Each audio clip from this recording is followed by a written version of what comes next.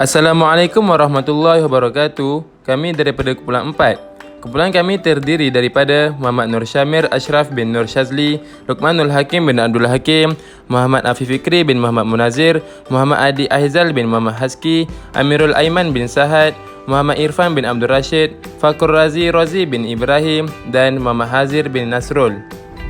Tajuk kumpulan kami adalah Adat, Etika dan Pantang Larang bagi kaum Iban, Malanau dan Bidayuh di Sarawak.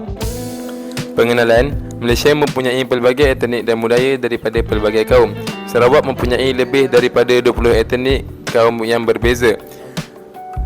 Kajian ini dibuat untuk mengenal pasti adat, etika dan pantang larang dalam penyediaan makanan bagi kaum Iban, Bidayuh dan Malanau di negeri Sarawak. Adat, etika dan pantang larang bermaksud amalan leluhur yang diturunkan daripada satu generasi kepada generasi yang lain. Seterusnya adalah permasalahan kajian. Terdapat lebih dari 20 etnik yang mendiami negeri Sarawak dengan majoritinya penduduk adalah terdiri daripada masyarakat Iban. Masyarakat kini kurang mengambil tahu mengenai adat, etika dan pantang larang bagi sesuatu kaum di Sarawak. Seterusnya, pelajar di bangku sekolah kurang didedahkan mengenai adat, etika dan pantang larang. Kajian kami terdiri daripada 4 objektif kajian. Yang pertama, mengenal pasti adat dalam penyediaan makanan bagi kaum Iban, Bidayuh dan Malanau di Sarawak. Yang kedua, mengenal pasti etika dalam penyediaan makanan bagi kaum Iban, Bidayuh dan Malanau di Sarawak. Yang ketiga, mengenal pasti pantang larang dalam penyediaan makanan bagi kaum Iban, Bidayuh dan Malanau di Sarawak. Yang keempat, mengenal pasti tahap kefahaman pelajar USIM tentang adat, etika dan pantang larang dalam penyediaan makanan bagi kaum Iban, Bidayuh dan Malanau di Sarawak. Seterusnya, lokasi kajian yang kami jalankan ialah di negeri Sarawak.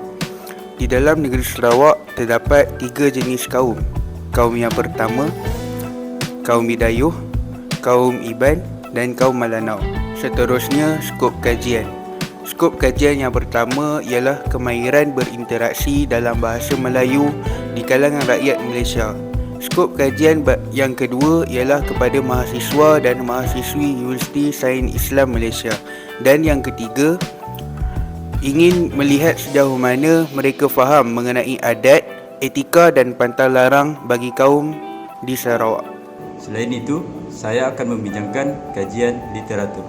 Yang pertama, masyarakat Iban di Sarawak. Masyarakat ini memiliki rencam budaya yang begitu dinamik dan komprehensif. Hal ini kerana mereka mempunyai daya intelektual yang tinggi dalam mewujudkan adat, budaya dan warisan bagi membentuk identiti dan jati diri. Yang kedua, masyarakat Bidayuh. Masyarakat Bidayuh merupakan masyarakat yang mencintai keamanan dan kedamaian. Hal ini kerana pada satu ketika dulu orang Bidayuh telah menjadi mangsa keganasan dan pemburuan kepala dan dijual sebagai hamba oleh orang Melayu Brunei, Iban dan Lanun keturunan Ilanun dan Balanini.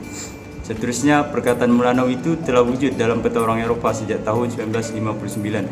Apabila perkataan Melanau itu sendiri pernah disebut sebagai Milanos, Milano serta Aliko.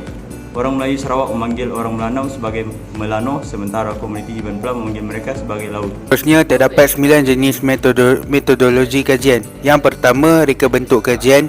Yang kedua, instrumen kajian. Yang ketiga, cara pengumpulan data. Yang keempat, soal sidik. Yang kelima, temu bual. Yang keenam, pemerhatian. Yang ketujuh, kaedah rujukan. Yang ke-8, pemilihan laman web. Dan yang terakhir, dokumentasi. Seterusnya adalah adat penyediaan makanan. Adat berasal daripada istilah Arab iaitu kebiasaan. Dalam arti kata lain ialah suatu aturan dan cara hidup yang mencerminkan perlakuan harian. Kaum Iban, ketika perkahwinan mereka menggunakan ayam untuk membiau. Ayam yang telah diikat kaki dilepaskan dan membaca mantra dan disembelih, darahnya disemah ke pengantin ketika majlis diakhiri dengan jamuan makan. Manakala bagi kaum Melanau pula, sewaktu mengandung, mereka tidak boleh makan durian dan ulam takut badan mereka akan menjadi busuk. Manakala untuk kaum Bidayuh pula, ketika mereka menjadi tetamu di rumah panjang, mereka akan menghidangkan tetamu dengan tapak sirih yang mengandungi daun sirih, buah pinang dan kapur sirih serta rokok daun nipah dan tembakau. Seterusnya, etika.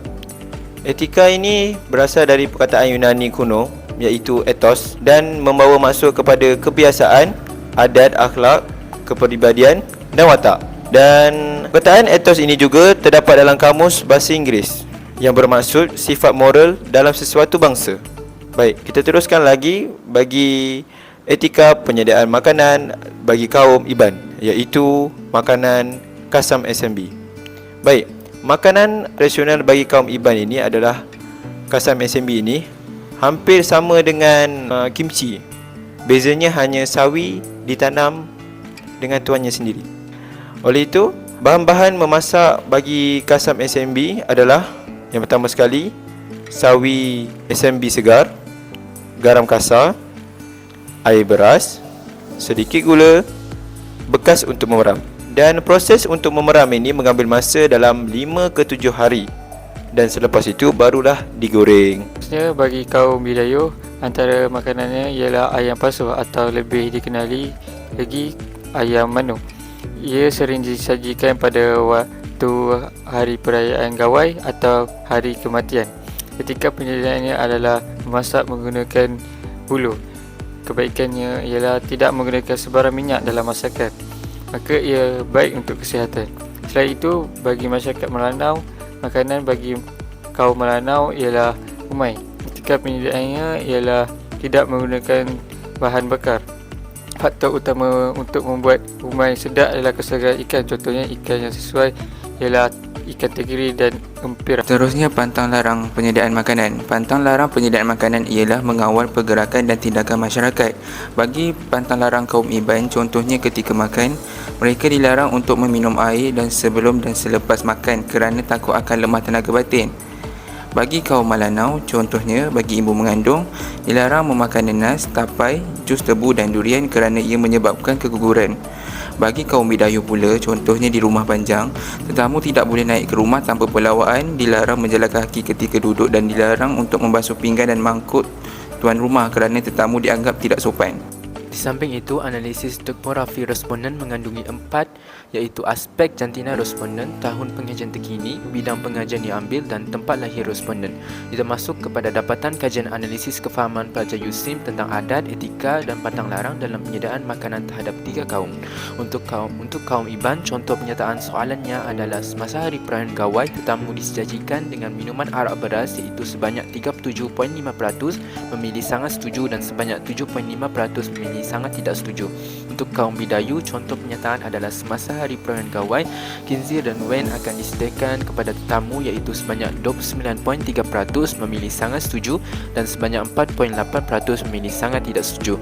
Untuk kaum Melanau, contoh penyataan ialah ikan yang digunakan untuk membuat umai perlu segar iaitu sebanyak 34.1% memilih sangat setuju dan 2.4% memilih sangat tidak setuju. Akhir sekali, kesimpulannya adalah pelbagai pihak seharusnya mengambil berat akan kepentingan adat, etika dan pertalaran di Sarawak supaya dapat diwarisi sehingga ke hari mendatang. Seterusnya, berharap mahasiswa Universiti Sains Islam Malaysia dapat asimilasi dan bersatu hati untuk menjaga adat, etika dan pertalaran di Sarawak. Sekian, terima kasih.